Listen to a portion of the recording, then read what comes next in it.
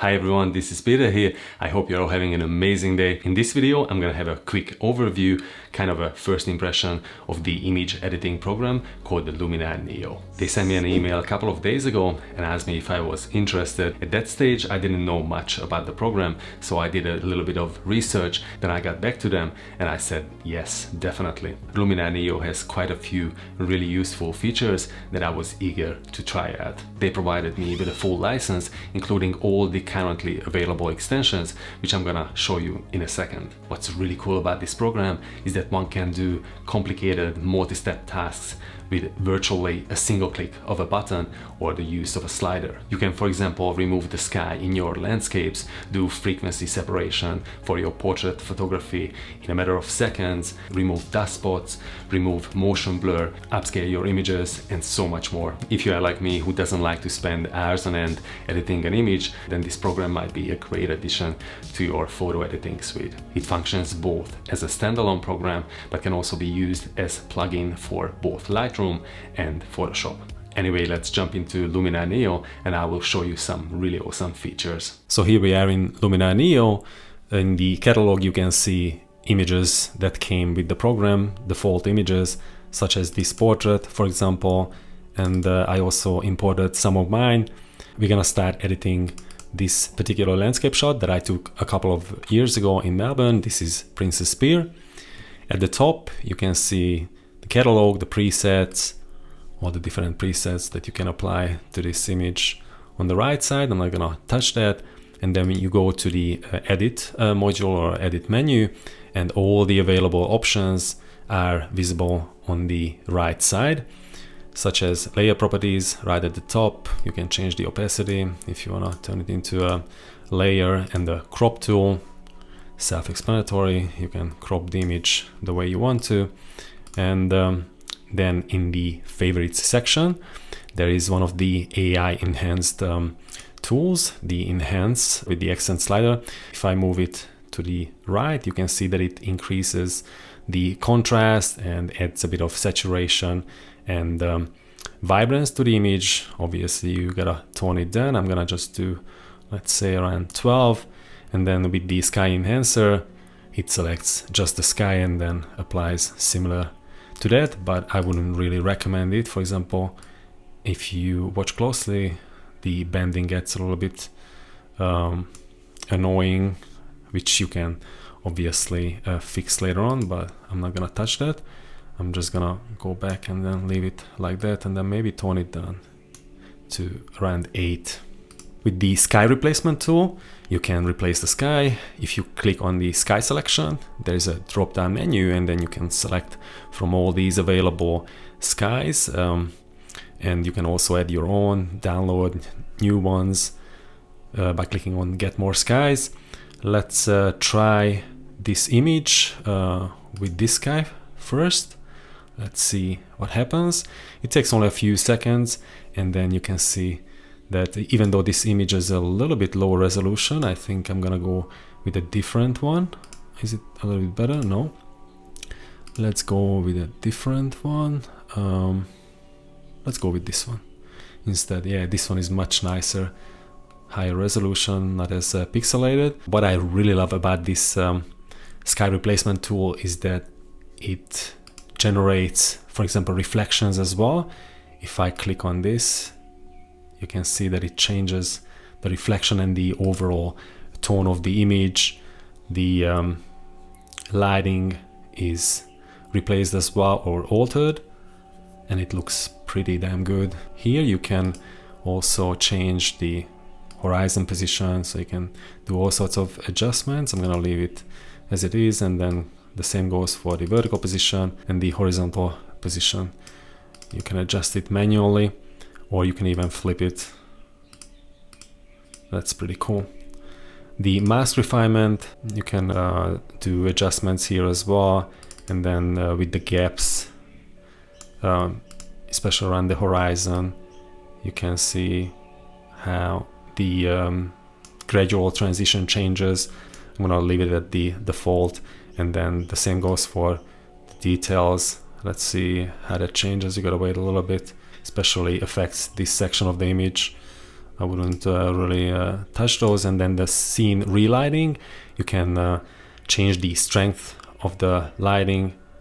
You can see how it changes, darkens around this area, and then the light is increased considerably on the left side. And then you can add more saturation and relight human if you have human elements. That doesn't apply to this particular image. And then you can also change the reflection amount. Let's see, if I maximize, you can see the reflection of the clouds here. And then with the default setting, it is much more subtle.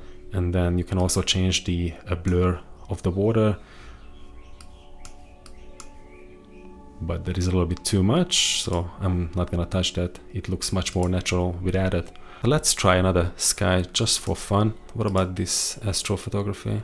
That's pretty cool as well. It looks pretty interesting. What about this of the Milky Way? Oh, I kind of like that as well. So you can see that the overall lighting changes, and the AI does a pretty damn good job in terms of reflection and in terms of the overall integrity of the image.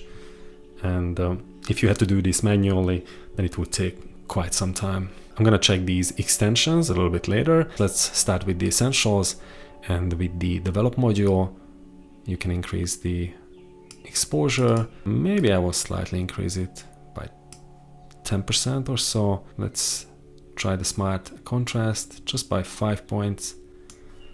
So how much has it changed? Yeah, a little bit lighter. And then we can decrease the highlights a little bit. So we introduce a little bit more color on the horizon. And let's increase the exposure to 15. So this is before, and this is after. Before and after. Slight change. We can increase the shadow detail a little bit here. I don't want to do that. Alright, let's go to the erase tool and hit erase. Let's try and erase, for example, this pylon here, or just the upper part, and hit erase. Let's see if that works. It does a pretty good job, very similar to the content aware fill in Photoshop. And if I hit just restore, I think I can just restore it. Should work. Yeah, that's all good. And I'm gonna come back to this particular erase tool because it has the remove power lines and remove dust spots. I shoot a fair bit of macros, and especially with my old camera body, the Canon 80D, the sensor hasn't been cleaned for ages, and I've got a million tiny little dust spots which are quite apparent, very conspicuous, especially when you shoot at a very narrow aperture and at high magnification ratio. So that tool comes really handy, and I will demonstrate that to you. Let's go and have a look at the other tools, such as this structure, the AI powered structure as well. Let's see what that does. So you can see that it mainly affects the sky, introduces contrast, and essentially works as the dehaze, or very similarly to the dehaze tool. I'm not gonna use this, I'm gonna just delete that. Let's go to the next one. So we covered structure, and what about this boost? It's doing the same, just increasing contrast and the saturation in certain parts. Black and white, you can convert it to black and white, obviously, and then alter, customize the different color channels, both in the luminance and the saturation. I'm not gonna do anything about that. Yeah. Let's delete this, go back to the tools, and where were we? Yeah, the color, you can increase the saturation, the vibrance, remove color cast. That's pretty cool. Wow. Let's try +5. Add a bit of vibrance, about 2, and then saturation about 2 as well. So very subtle change. I kind of like that. Details, you can increase small details. Let's see how that changes. Yeah, you can see that the textural detail has been increased tremendously. Obviously you wouldn't want to use it that far, and then you could just use a masking tool as well, and you can do manual adjustments or manual alterations. I'm using the brush tool, and then let's see how the textural detail changes on that single pylon. You can see that it does a pretty good job. Anyway, that's that. I'm not gonna apply anything, and then you can do the same with the medium details and the large details.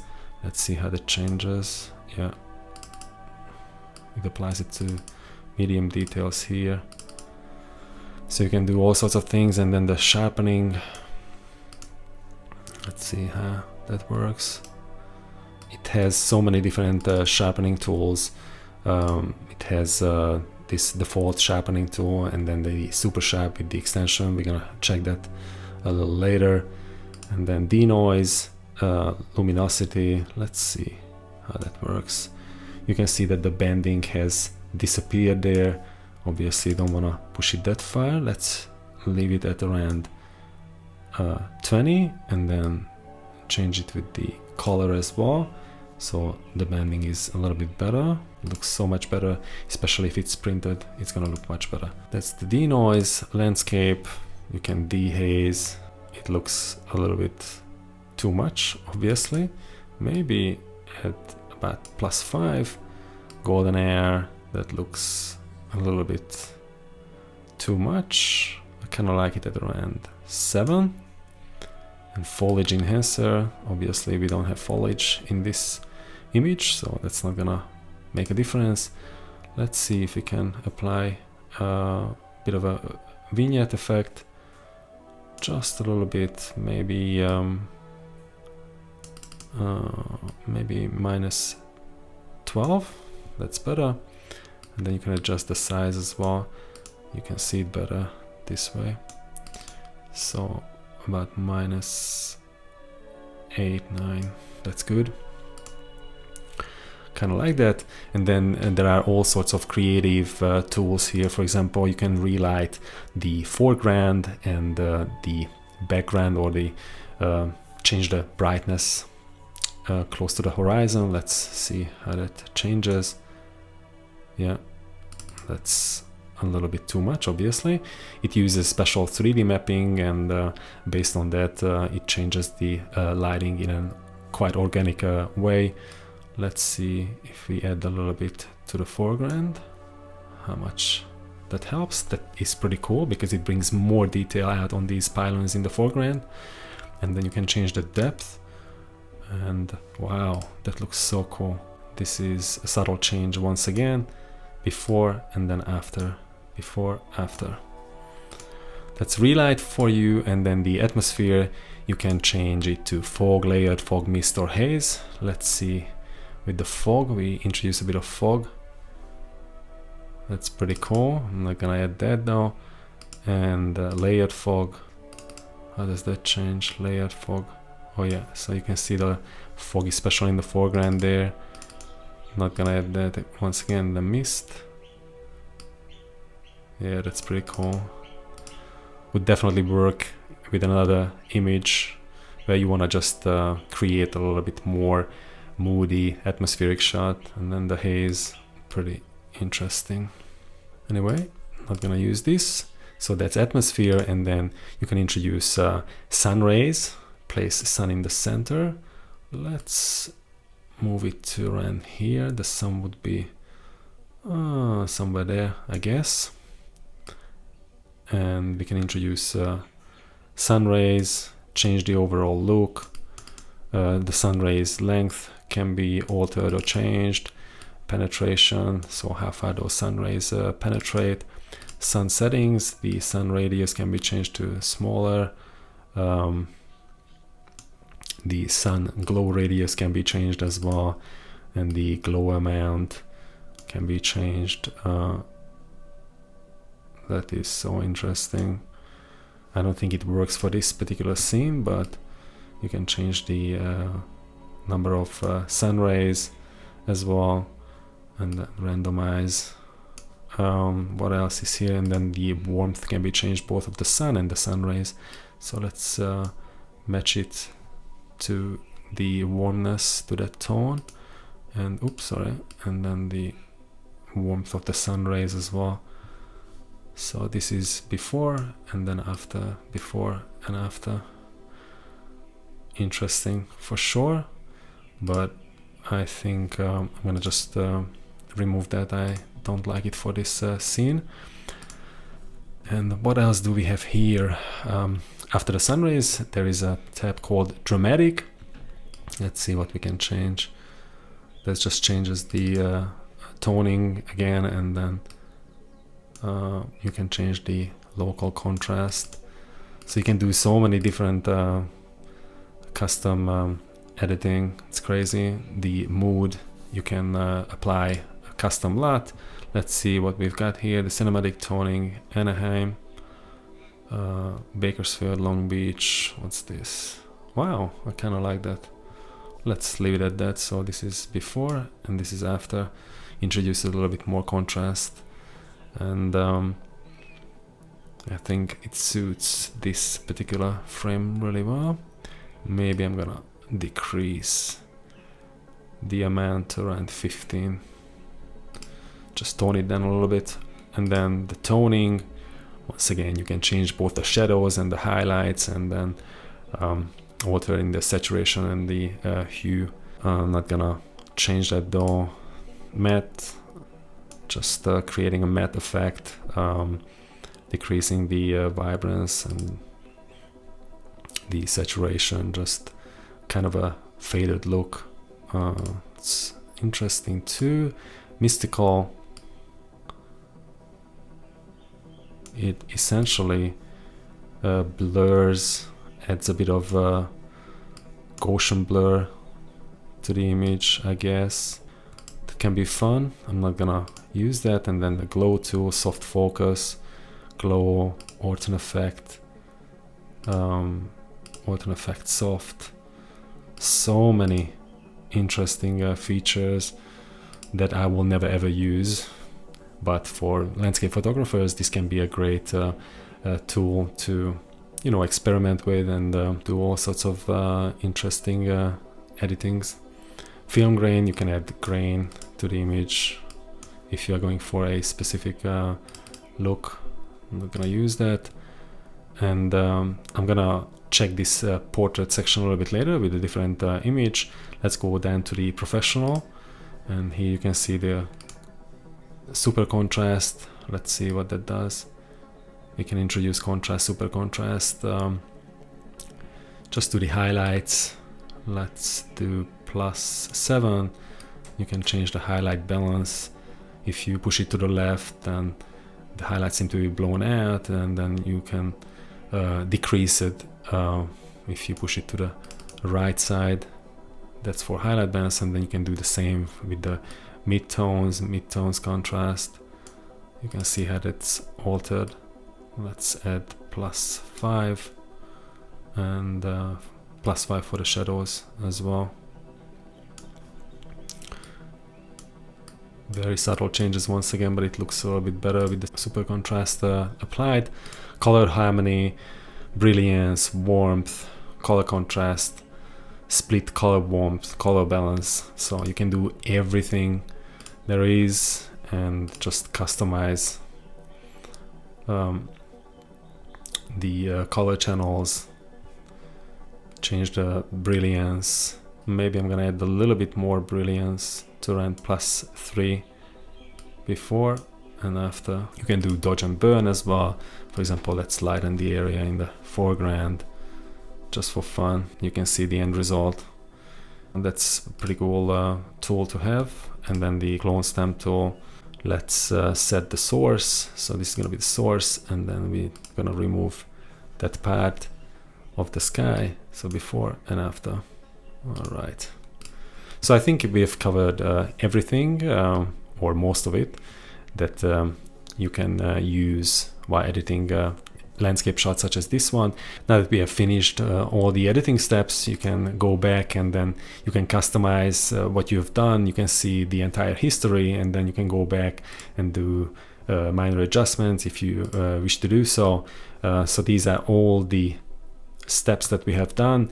You can also hit discard edits, and then you can see the original image, and then if you go back, then that's the final edit. That looks pretty cool. If you go to the menu, and then you can also export it, and I have the quality set to maximum, 100%, resolution is 300 pixels per inch, sRGB is the color space, and the format is JPEG that I normally use. And I'm gonna just call this Princess Pear final edit Luminar and save it to the desktop. And it takes a little bit of time, a few seconds, until the image has been exported. I wanted to show you another edit that I've done, a sky replacement edit on an image that was of this default photo that came with the Luminar. Let's go to the original shot. So discard edits. So this was the original image, and this is once the sky was replaced. And you can see that the quality of this sky replacement tool is absolutely amazing. It just does a fantastic job. The way the lighting changes, it's just crazy. I mean, it would take ages if you had to do this manually, as I said before. And then I've done this edit as well. I think it looks really nice with the sunset scene. Alright, this is the first part, and then now we're gonna have a look at some more features. Here you can see the HDR merge, the focus stacking, and the upscale modules. I'm gonna show you the focus stacking first. These are all the images that I used for focus stacking. I took how many? 82 images, I believe. Yeah, 82, 83 images of this dead fly at high magnification, close to 4.5x, I think. So here you can see the comparison between Luminar and Zero Stacker. The one on the right is obviously a finalized edit where I've removed all the imperfections with the clone tool and healing brush tool. And I'm really impressed overall by the job that Luminar has done, considering that this is not a specialist software such as Zero Stacker. Here you can see that Zero Stacker was a little bit better in reserving detail, but then again I told you that this one was a final edit, so I added high pass filter for extra sharpness and such. The only issue that I noticed with Luminar was a couple of these CT little bristle-like hairs in this section between the huge compound eyes were not properly rendered. They're a little bit off.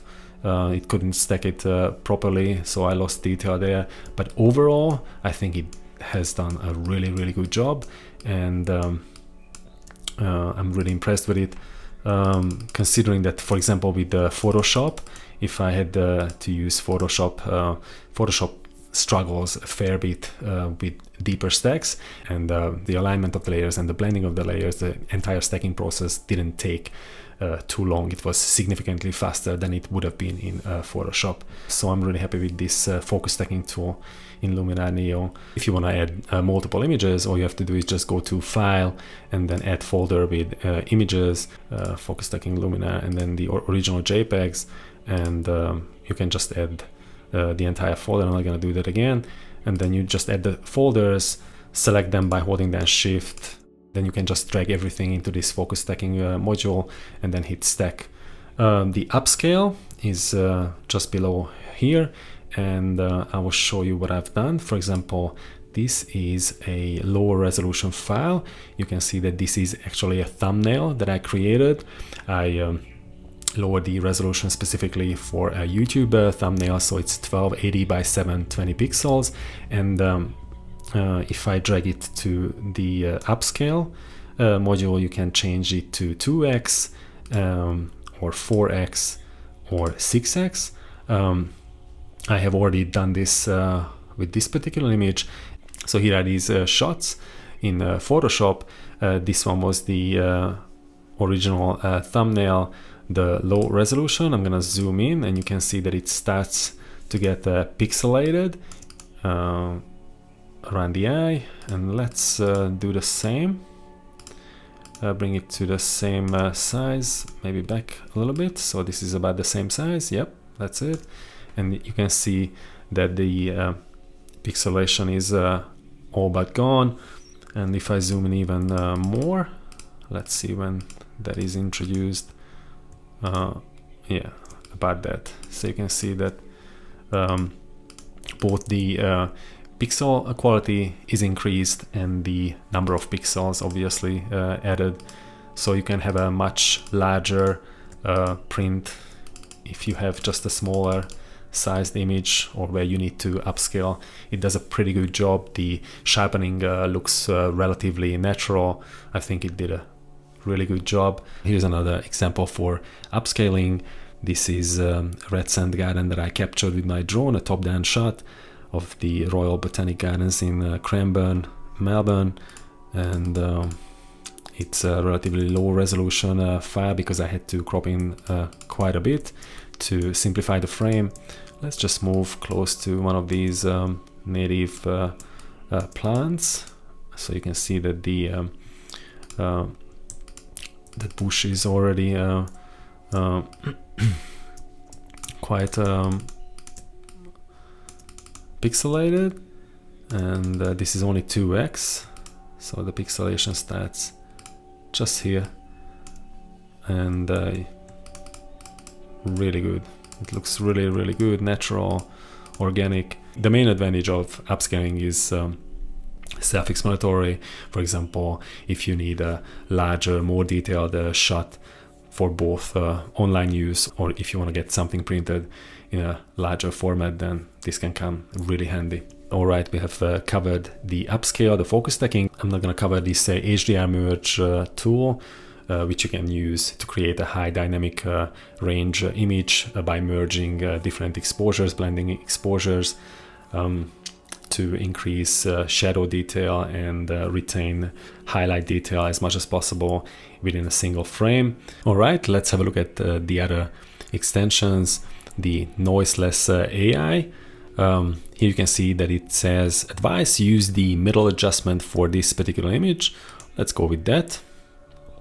I really like this animation while the AI is working its magic on this shot, and it zooms in to 100% for us, so we can see the adjustments that have been made. Quick view. So this was before. You can see quite a bit of grain.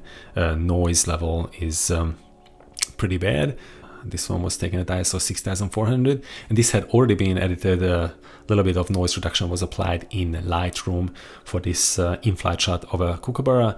But if we use this Noiseless Ai, you can see it does a magnificent job of removing all the grain from the background while maintaining or retaining plenty of detail and really good sharpness throughout the body of our subject, this beautiful kookaburra.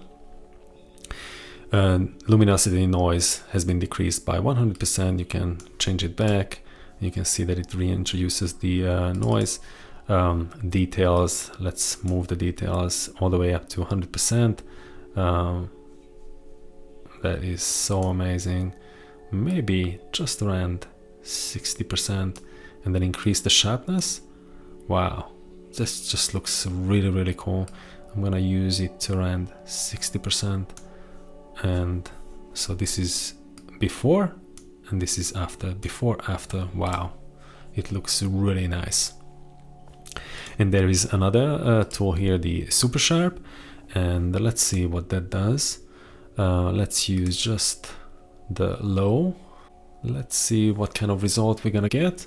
So this is before, this is after, this is before and after. Wow, that is so interesting how it kind of moves these feathers a little bit. Wow, really nice, amazing.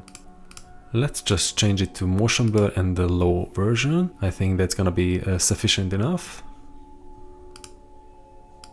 And see before, after, before, after. Wow, that looks really nice.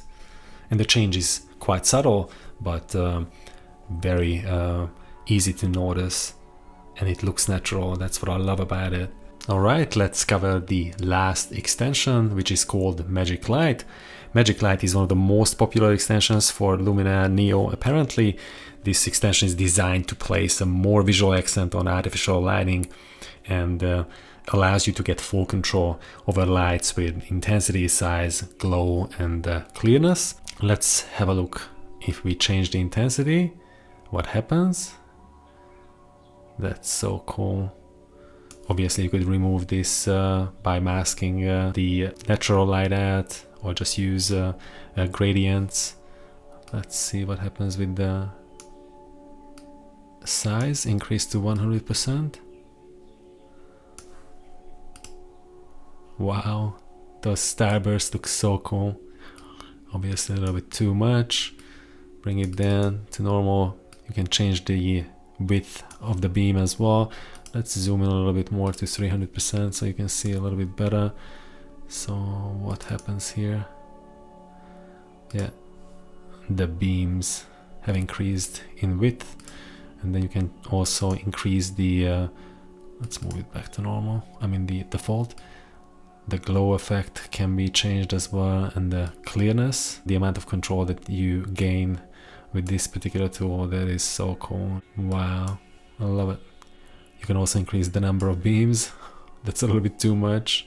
Let's go to 8, and then you can also change the rotation. Wow. So this is before and this is after. Let's have a look at another image that I have. For example, this little Christmas tree tools, and then go to Magic Light. Let's increase the intensity. Wow, I love it. That is just so cool. I mean, it just looks so much better. And then the size as well. Wow, amazing. Let's do a bit of portrait photography. This is one of the default portraits. We go once again to the edit panel and then go down to the portrait, and the portrait bokeh is not gonna apply to this image. Let's change the face lighting. You can see that it just selects the face. You can change the slimness. Obviously not gonna go that far, that would look silly. And I'm gonna zoom in a little bit so you guys can see a little bit better, to 200%. And so that was the face lighting and the slimness. Let's go to the eye. Let's change it to blue. Wow, that is so cool. Iris flare. Wow, that is amazing. Look, this is before and this is after. You can also enlarge the eyes and make this lady look like an alien. Eye whitening, and then eye enhancer. Wow, that is so amazing. Look at that. Wow, really cool. Maybe just go with that much. Tone it down a little bit to around 40. Red eye removal. There is no such thing here. Dark circles, so just right down there. Let's see what we can do. Dark circles removal. So this is before and this is after. This is before and after. Wow, the dark circles are gone. And improve eyebrows. So you can actually increase the density of the hairs in the eyebrows. Let's see what we can do with the lips or the mouth. Lips saturation, let's increase it to maximum. Before and after. Lip redness. The AI does such an amazing job applying, you know, all these alterations just to that specific part of the image. Lips darkening, let's leave it at the brightest. And then teeth whitening we can check. And let's have a look at the skin now. 100%, all the blemishes are gone, completely airbrushed. So this is before and this is after. This is before and after. It looks like a magazine cover. I'm gonna tone it down to around 40 just to make it look a little bit more natural. Shine removal. Before, after, before, after. Let's change the shape of the body Let's make her a little bit more voluptuous or super slim. Looks a little bit weird, so you gotta be very careful because the distortion is gonna be quite apparent. So just do minor alterations, minor changes. You can also change the abdomen. That looks a bit silly again because of the clothing. So let's go to 5. High key is gonna just brighten the image overall. Yeah, you can see high key shot. Let's go with plus 15. Standard high key. Lowering. Let's go back to that. Dynamic high key. Wow, that looks so good. So before, after, before, after. I love that. Let's decrease the blacks so we add a little bit more contrast. So this is before, this is after. I wanted to do a little bit more editing of this particular portrait. So let's go to the edit panel and then go down to the portrait, and then let's see what happens with the portrait bokeh. Let's go to 100% so you can see a little bit more. So this is before and this is after. There's a little bit of weird haloing going on, but it's not too bad. You can see that the masking tool recognizes the subject really well. Let's defocus and then change this here to around that. That's better. If we zoom in, you can see it a little bit better. What happens before and after, before and after. Let's add a bit of light to her face and make the iris more visible and add a bit of flare and eye enhancer. I really like this. Wow, just brings out details in her eyes. Dark circles removal to around 40 and improve the eyebrows just a tad. Lips saturation just a little bit. Lips redness and teeth whitening. That's so cool. Look at that. Just a little bit. And then remove some of the imperfections on her skin to around 50. Wow, so beautiful. Skin defects removal, the skin imperfections removal does an okay job, but not perfect. So I would just use the amount slider instead to around 50%. So this is before and this is after. Alright, the other two really cool features that I wanted to show you are the dust removal and the power line removal tools. Both of them can be found under the eraser tool. Let's go to this macro shot that I took of a peacock spider, a small jumping spider, and this is, I believe, the raw file. Yes, it is CR2, the extension is CR2, so you can see how many sensor dusts are clearly visible. Oh my god, this is crazy. Let's go to the edit panel again and go down to where is it? Oh, here, erase tool, and then let's see what the remove dust spots does in the objects removal. Let's see. Wow, that is pretty damn good. I mean, there are still a few left which you could do manually. 1, 2, 3, 4, 5, and then just hit erase and they are all gone. But you can see before and after, before and after. It has done a pretty damn good job. Overall, you can see all the sensor dust, especially in the upper left corner, and they are all removed there. And then the last tool is going to be the power line removal tool.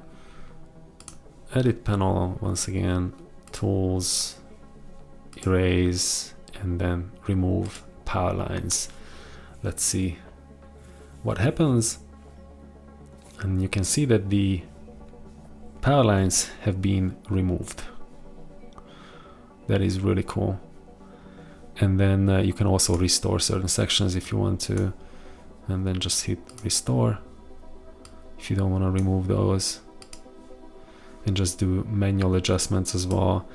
Let's just zoom in a little bit and restore these, hit restore, and they're all back there. I think I've covered most of the features of this really amazing image editing program. If you are a beginner, then it's gonna make your life so much easier. If you're a professional who likes to be full on in terms of control, then obviously you are still gonna be using Lightroom and Photoshop for the majority of your edits, but this can definitely speed up the editing process in certain scenarios and save heaps of time, and it still gives you plenty of control. So this is LUMINAR NEO. Hopefully you have found some of these pieces of information useful, and if you are interested, then you should definitely have a look at it. Thank you so much for watching. I hope you enjoyed this brief overview. If you want to give LUMINAR NEO a go, you can try that for free for 7 days. If you decide to purchase, then please consider using the affiliate link in the description. This will help me continue making content for this channel. Thanks again, and catch you all very soon in the next one.